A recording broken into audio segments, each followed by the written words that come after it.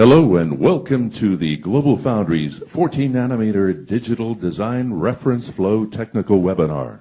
My name is Sean O'Kane from ChipEstimate.com. Today we are pleased to introduce our speaker, Tamer Ragheb, Ph.D. Digital Design Methodology Lead in the Global Design Solutions Group at GlobalFoundries. Dr. Ragheb leads the Digital Design Methodology team in GlobalFoundries, focused on delivering differentiated design methodology solutions, emerging technology nodes. He led the digital reference flow developments and customer design support across different nodes. He is the proud recipient of 4 Best Paper and Presentation Awards from different conferences. Prior to joining GlobalFoundries, Tamer led the Silicon Validation and Characterization in External Development and Manufacturing Group at Texas Instruments. Dr. Ragheb received his Ph.D. degree in Electrical and Computer Engineering from Rice University. He co-authored and authored more than 45 papers and 3 patents. Please welcome Dr. Tamer Ragheb. Hello, everyone. I'm excited today to give you a sneak peek of our new technology node, the 14 nanometer, that I consider it personally one of the most successful technologies that GlobalFoundries have ever done and invented. So why I believe that? It's completely different than the older technology nodes. So I will be discussing why it's different. I will be also discussing about the challenges that comes with this differentiation and what will be our recommended solutions for that. Then I will present to you our design enablement starter kit that's available currently on our Foundry View website. So you can download it anytime you want to try our new technology. Also, I will present the PPA results, which stands for Performance Power Area Analysis, to compare the 14 nanometer node to our older node, the 28 nanometer node. So let's start with why is 14 nanometer technology different.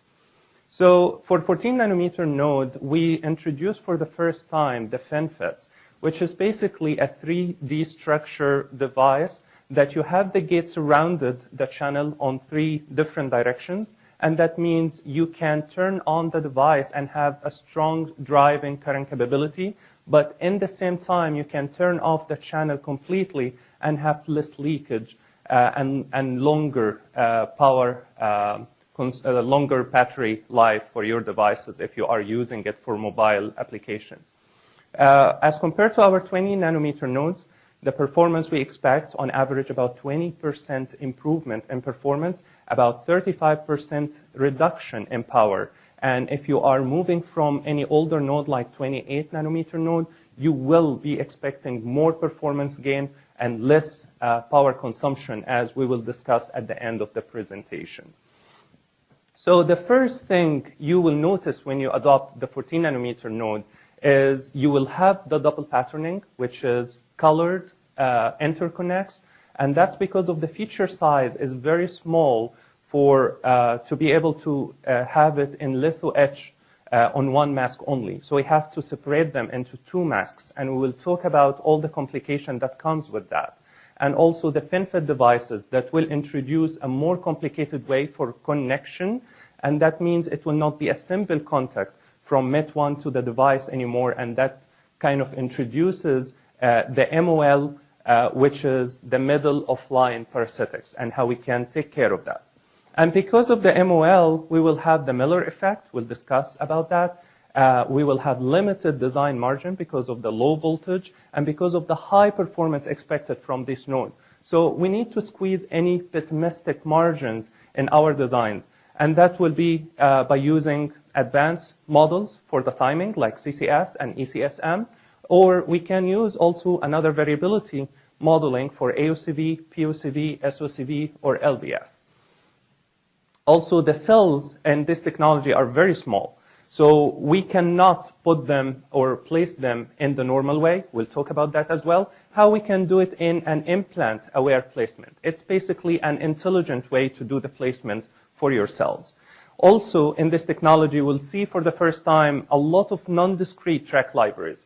And we will talk how we can handle that in Synopsys and Cadence flows in Milky Way ICC or in EDI. We have also the design rules. So the design rules here is very complicated.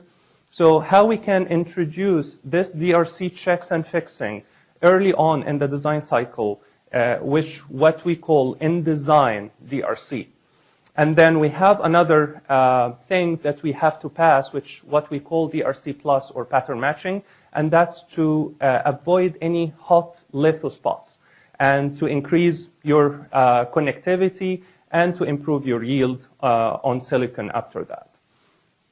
So let's talk about the challenges and recommendations. The first challenge we have is the color-aware extraction or the double patterning.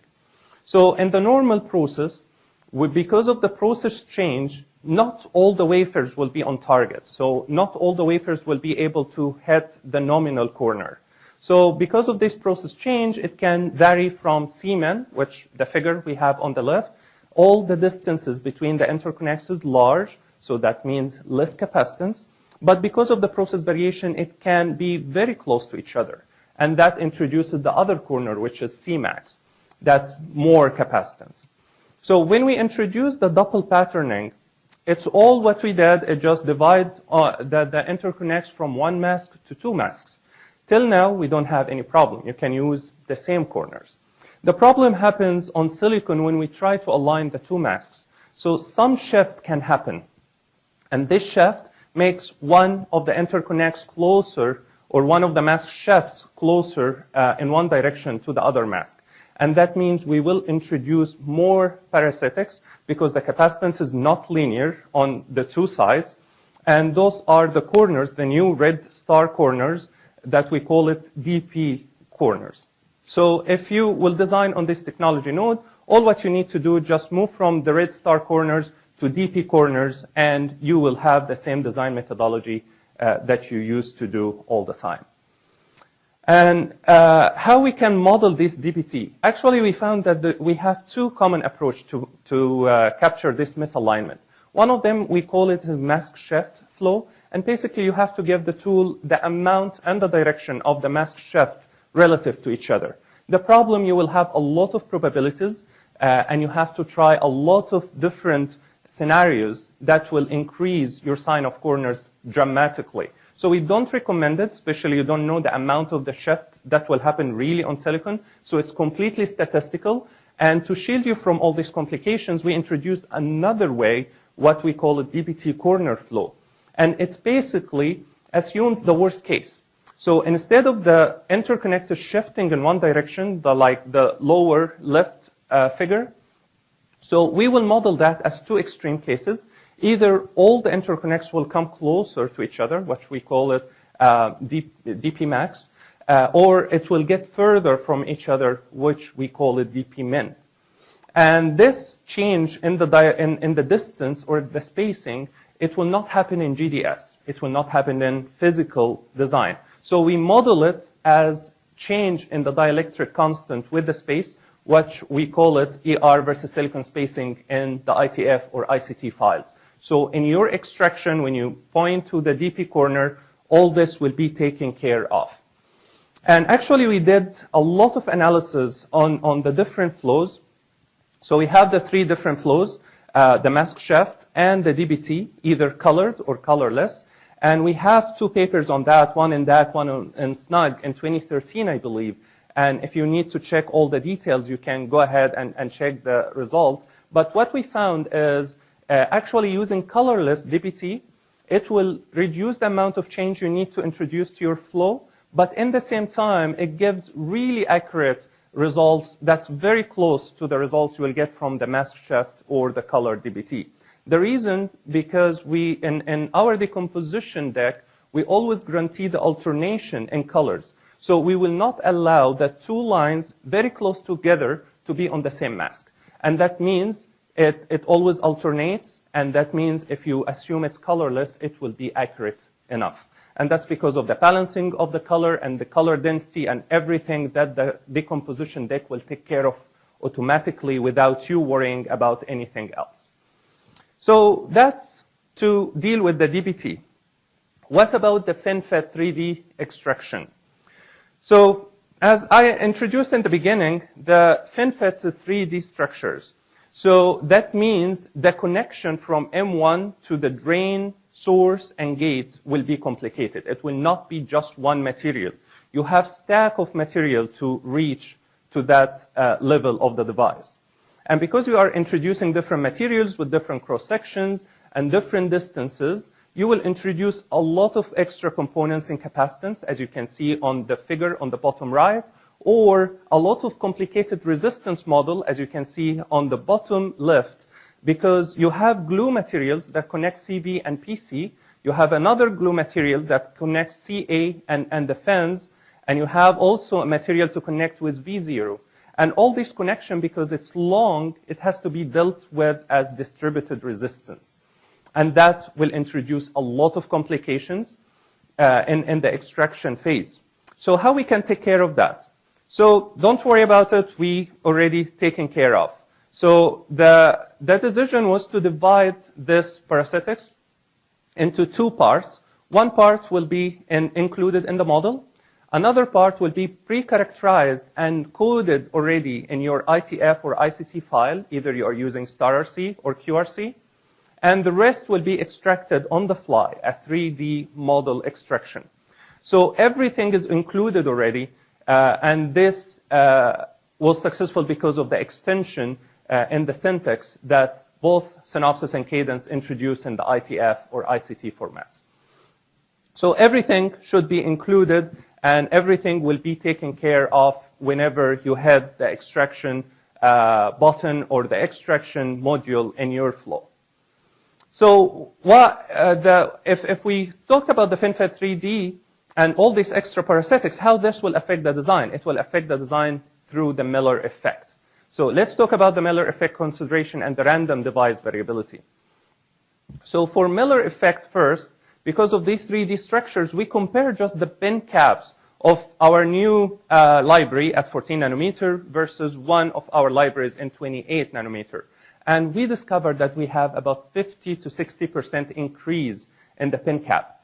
That means more Miller effect, and because of the Miller effect, this percentage will be magnified even in the performance or in the effect that it will have on your performance and delay, and we need to model it accurately. So one of the ways you can model it accurately, but what we call waveform propagation. And this waveform propagation is available in both Synopsys and Cadence flows. So I'm giving an example just to understand what is the meaning of waveform propagation. So in the figure on the top right, you can see slew 1 and slew 2. Both waveforms actually have the same slew number if you are measuring the slew 370 or 2080. The problem is you are not measuring what will happen at the end, which what we call long tail. And this long tail makes the signal doesn't saturate to VDD fast enough. And that's using just the slew is it's very confusing to the tool. That's why we introduce another way for the STA. It's called the effective slew. So we will have the normal slew, and then we have another trip point that from the 70% or the 80% till 95% of VDD or 99% of the VDD. And that's how you will try to measure the effective slew of your waveform, and based on that you can pick up the right value from your library file. It's very easy to be applied. Similar commands are in all the tools. So I'm giving an example with the CCS and ICC and PrimeTime. The same thing in EDI and Tempest. So you only need to enable the timing waveform analysis mode in ICC, or in PrimeTime it's called delay calc waveform analysis mode.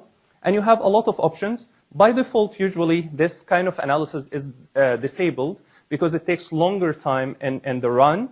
But I would highly recommend to do it at least for the clock network. If you can and you can afford the runtime, do it for the full design. It will give you more accuracy in your static time analysis, especially at the sign-off.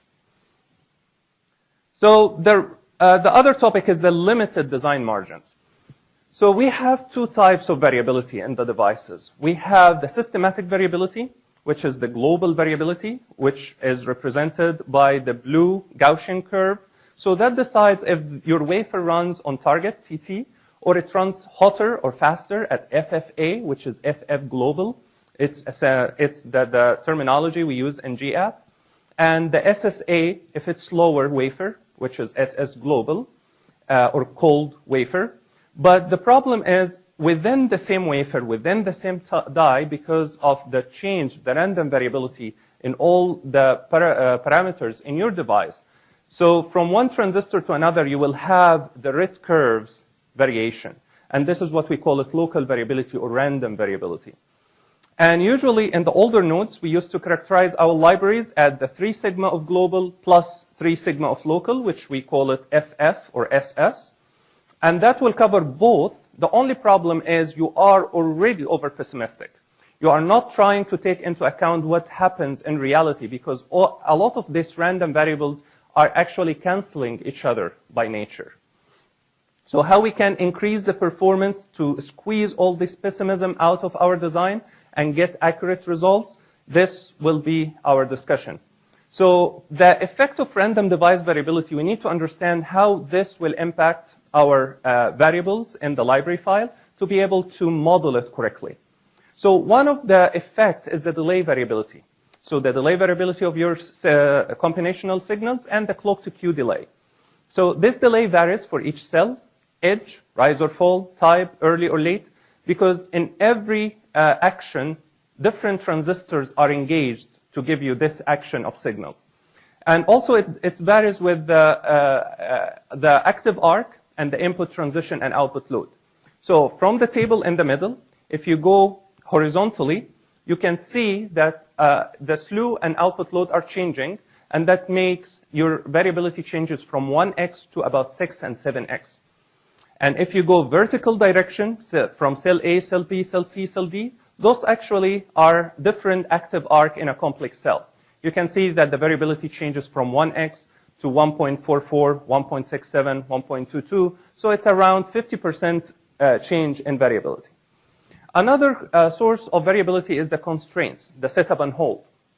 Because of the change in the slew or the transition time of the data pin and the clock pin on a normal flip-flop, you can see on the surface curve or graph on the bottom right that with the change of the data transition and the clock transition, you can have small hold uncertainty, which is about 0 picosecond, up to 35 picosecond if the slew starts slowing down, if the transition starts becoming about 200 picosecond or more. And that, of course, will not be included in your library. You need to take care of that in your either margin methodology, in your static time analysis, or it has to be included in one of the techniques we will be discussing.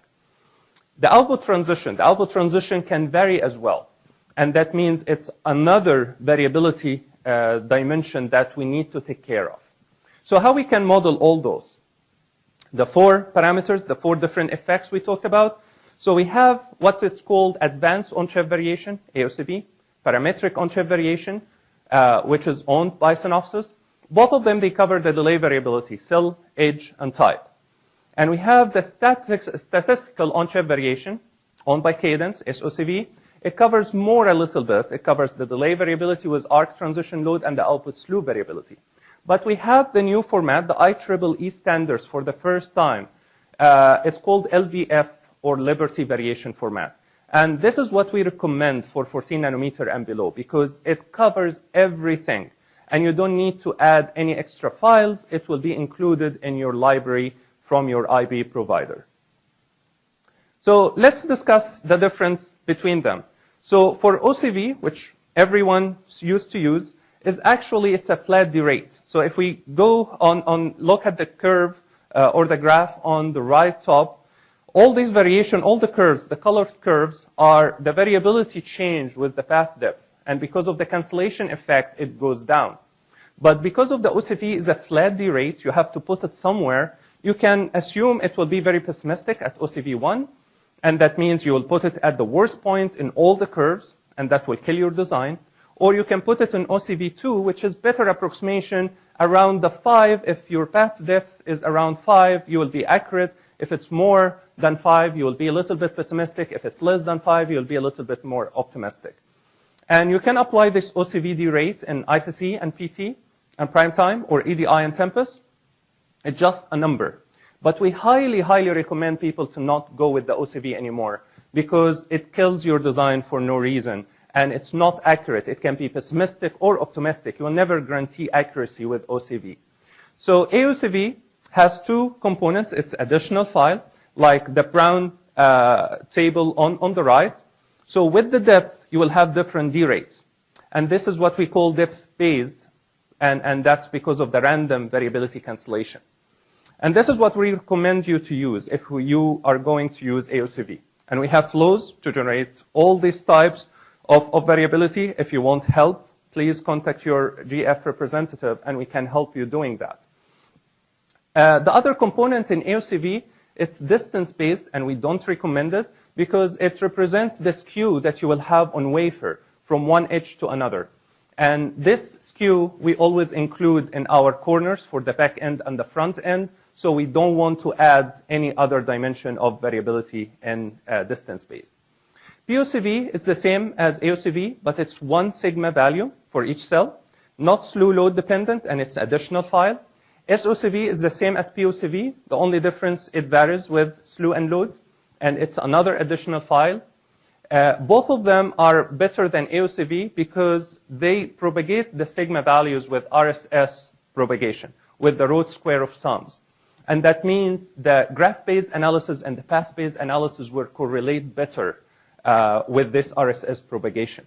So you can get the speed if you are on GPA or graph-based analysis. You will get the speed of graph-based, but the accuracy closer to path-based when you sign off at the end. And finally, we have the LVF that have, with the table of delay, for example, you will see in this example in the brown table on the right, you will see that we have different sigma values for each delay point in your library.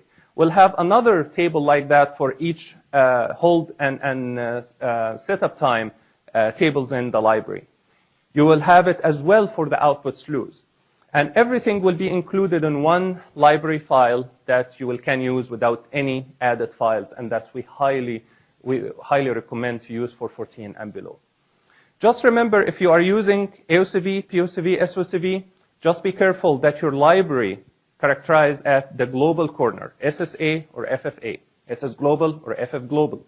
The reason is, if you are in the center of the red curve, you can move left and right. You can apply the parameters early and late. But if you are at SS, you are already at the edge of the curve. You can't move except in one direction. And this direction, you need to be careful how you will apply it in the design to not over or double estimate your variability. So let's leave the variability, go to the implant-aware placement. So we have a lot of new design rules for 14 nanometer. So for example, for the implants, the VT spacing requirements is larger actually than the smallest cell or unit tile that we have in the design. And that means if you put all the cells beside each other, it's not clean as DRC clean by nature. You need to be more intelligent when you put your cells beside each other, especially in mixed VT implementation. So first, we don't have any 1x spacing or 1x filler. So the first example that RVT and RVT, between them 1x, it's not allowed. Let's take some examples. If we have min VT spacing is 2x for RVT, that means we have to separate them a little bit by 2x and then put the filler. If the filler is RVT, then that's fine. The problem if the filler is LVT, like the third row on the left. So now it's the spacing between RVT and RVT is satisfied, but what if the min VT width for LVT is 3x? Then we have to add another filler to guarantee that we meet the min space between RVT and the min width for LVT layer as well. The problem happens in the last example at the bottom when there is alternation between these implants. You have RVT, LVT, and then space RVT, LVT. In this case, you will never be able to fill the 2x space, because if you fill it with LVT, you satisfy the width, the minimum width for LVT, but you are not satisfying the LVT spacing to the LVT on the right. And if you fill it with RVT, you have problem with the RVT on the left, the min space as well. So in this case, we had to try a lot of scenarios like that just to come up with an intelligent way how to place your cells with DRC clean results. So we worked with both Synopsys and Cadence to develop what we call implant-aware solution. And in both situations, you can apply it in a lot of steps just to guarantee that everything is correct. So you need to change in your .tf file if you are using Synopsys, or TICK-lib file if you are using Cadence Flow. And that means you have to implement in your TICK file an implant layers that have this min width, and you put the min space in a way that the tool will guarantee that you will not violate this min width and min space. In Cadence, you will have all this can be extracted. Just be sure that it will be extracted in the left view. In Synopsys, you need to be sure that it will be extracted in the cell view or frame view. And that's by propagating these extraction properties in your view. So if you have the Milky Way ready from any IP provider and you don't have these layers, you need to redo it and regenerate it yourself to guarantee the clean implementation. So we have an example. We just used one example from Synopsys. The same thing applies for Cadence. So we kind of tried to show you the steps. So the first situation, the DRC error, that you have the green cell, which is RVT, between red cells, which are LVT. This will cause a DRC error. So when you apply the legalizer when you set the legalizer to apply the V threshold spacing, then you will have a clean DRC by separating a little bit the LVT layers or the LVT cells and having some space in between. The problem, you don't need that much space. So you can move, instead of moving in two directions, just move the space in one direction, and this way you are saving some area. And that's another variable. It's called the legalizer advanced tick flow true. In this case, after that, you insert your filler, you are done. And this is supported only in the new versions of ICC and EDI. So for ICC, just be sure that you are using 2014-09 SP2 or newer, or even 2013-12 SP5-2 is also supporting that. The other one is if you have the alternating scenario. If you set the legalizer min VT filler size equals 2, that means in this situation when the tool doesn't know how to fill it, it will move the cell, the green cell, completely out of the row.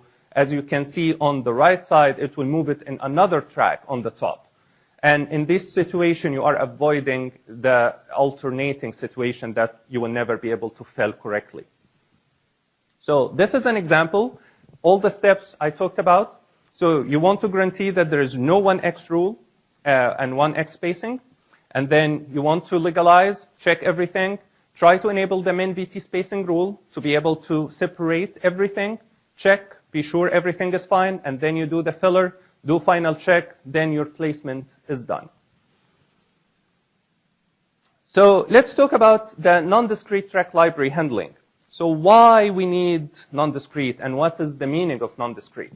So the non-discrete libraries means you will have, instead of 9-track, 12-track, 10-track, you will have 8¼ track or 7½ track. And that means you need to be able to work with them correctly in a way that they can abut together vertically. So in the situation, the figures, the orange figures on the right, you can see if you apply it on uniform tracks, you will have some spacing. So, but if you are changing the pitch between the tracks, then you can put them apart together without any losing area. So why we go for the non-discrete? The non-discrete is important because although if you go, for example, for 10.5 track, it will give you 8 track for routing, 2 track for rails, similar to 10T. But you will have extra space in the top and the bottom. You can use them either for increase the drive current capability of the device by making the width bigger, or you can increase the width of the rails, VDD and VSS, to improve the EMIR. Or you can do both. So it's extra space that you can use to meet the EMIR and to meet the drive current capability both of them became very, very important for 14 and below. How we can deal with that? If you are using Cadence, so there are some commands in EDI for non-uniform tracking. If you are using Synopsys, then you have to do that in both Milky Way and ICC. Just be sure that the non-uniform strategy you will apply in Milky Way, you will use it exactly the same as ICC, and it should work fine without any problem. And this is one of the examples. Instead of uniform pitches for 10T, you will use uniform pitch for 10.5T everywhere except the top and the bottom parts will do 1.25 pitch 1, which is more spacing a little bit for the rails. So finally, the DRC correct by construction, or DRC in design and DRC plus. So the problem is, in the normal flows, we always wait till the sign-off to guarantee that everything is DRC clean. But this time, it will be too late, because the design cycle will take forever to go back again and redo everything from scratch. So what if we do these DRC checks early on in the design? And this is the idea of what we call in-design DRC. So it's called ICV in design if you're using Synopsys, or BVS in design if you're using Cadence. And this means you will do the checking of DRC, try to fix what you can repair. You can also use it to add metal fills, to do the extraction with metal fills for correct timing during even the implementation. You can do all this type of changes that will increase your accuracy as soon as you go to sign off. And that's what we offer you here in our flow, that you can use that, and we have the decks for ICV and PVS to use in design, and it will be implemented and included under ICC or EDI. And so ICC will go call the ICV or IC validator to do the checking and the fixing inside ICC. EDI does the same thing. It will call the PVS to do the checking for DRC and go back and fix it in EDI. And if you want to apply the metal fill, also it will do the DRC check with the metal fill and the extraction to include the timing effect on your design as well. The DRC plus, or the pattern matching. So the pattern matching is basically, it's mandatory fixing. So we need to do it.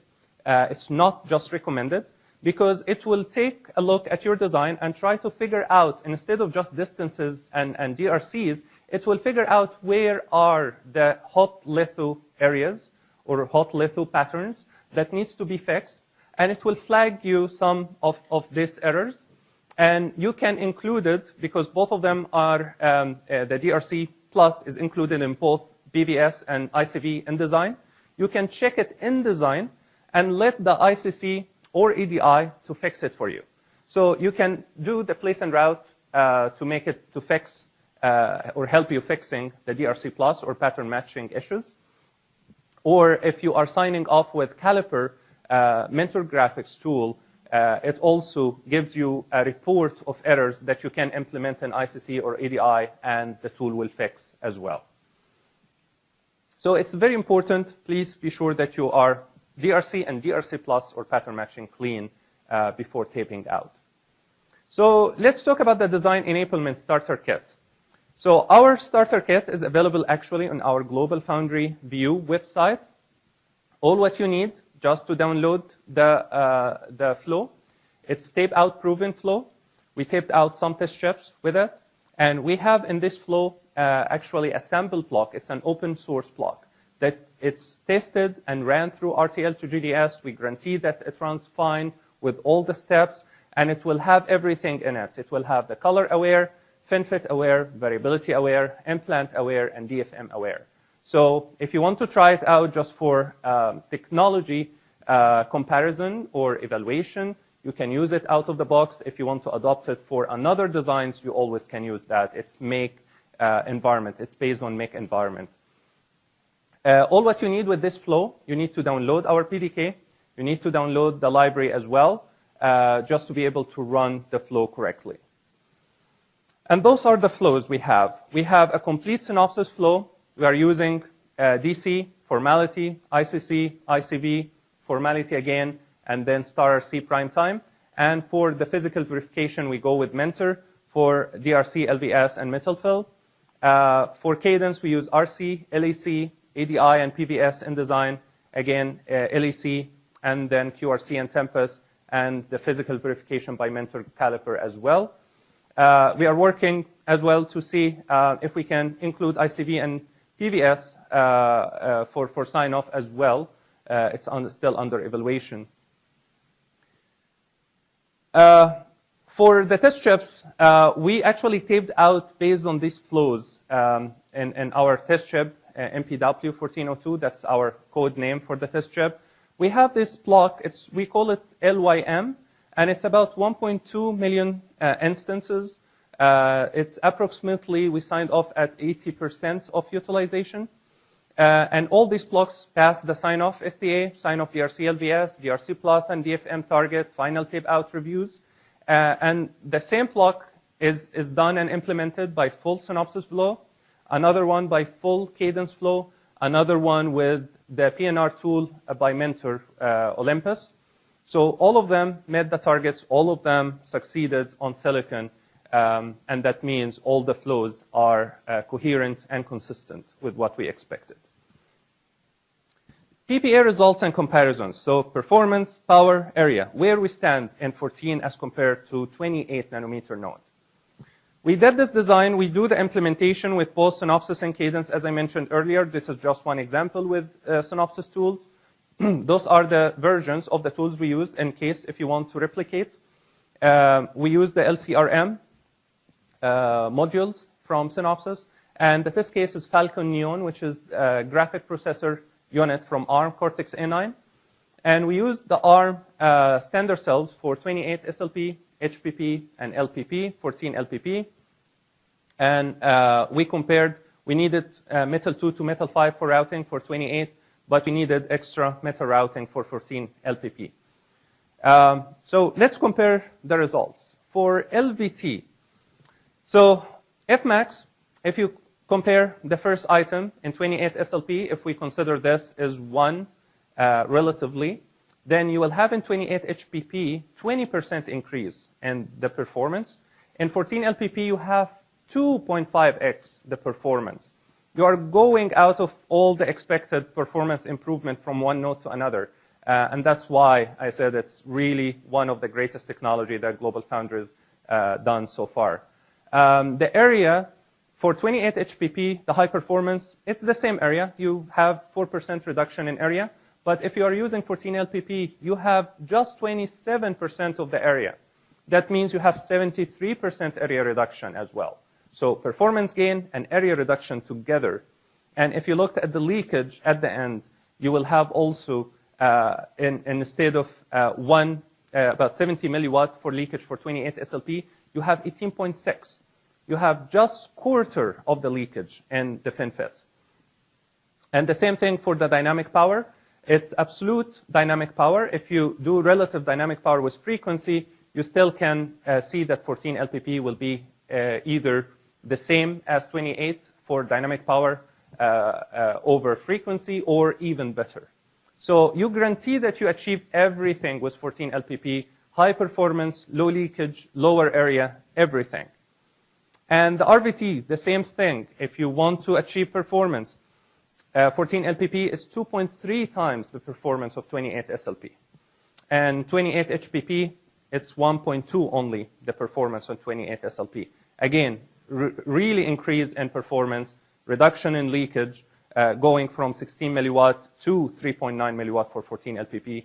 And the same thing, dynamic power. If you do relative dynamic power, milliwatt per hertz, again, the 14 LPP will be either similar or better than 28 SLP and HPP. So we reach now to the end of the presentation. Please contact your GlobalFoundries representative if you need any more information or if you want to try our flow.